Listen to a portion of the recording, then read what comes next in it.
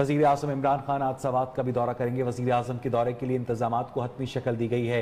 इमरान खान और वज़ीर आला महमूद खान सेहत कार्ड का इफ्तिताह करेंगे। दोपहर 2 बजे ग्रासी ग्राउंड में जलसा आम से खिताब भी करेंगे। ग्रासी ग्राउंड में पिंडाल भी सज चुका है, स्टेज भी तैयार है और कुर्सियां भी लगा दी गई हैं। जलसागाह के अंदर और अतराफ में 1400 पुलिस एहलकार तैनात होंगे। वज़ीर आज़म इमरान खान आज सवात का भी दौरा करने जा रहे हैं। वज़ीर आज़म के दौरे के लिए इंतजामात को हतमी शक्ल दे दी गई।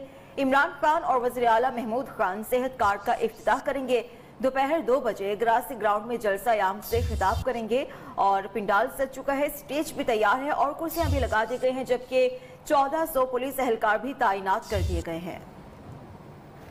जलसागाह के अंदर सिक्योरिटी के सख्त इंतजामात हैं। 1400 पुलिस एहलकार को तैनात किया गया है। ग्रासी ग्राउंड में पिंडाल भी सज चुका है, स्टेज भी तैयार है, तमाम तैयारियां हो चुकी हैं और कुर्सियां भी लगा दी गई हैं। दोपहर 2 बजे ग्रासी ग्राउंड में जलसा आम से खिताब भी होने जा रहा है वज़ीर आज़म इमरान खान की जानिब से।